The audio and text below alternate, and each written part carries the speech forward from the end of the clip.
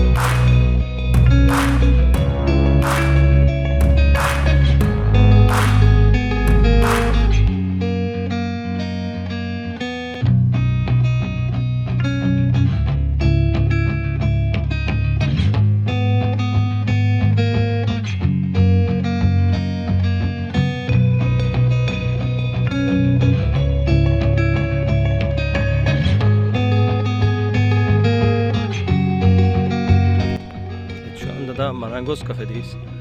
Marangoz Kafe böyle fotoğraf için yerler yapmış. Tam da Yuvacık Barajı'na karşı. Burada bakalım fotoğraf stüdyosu diyor.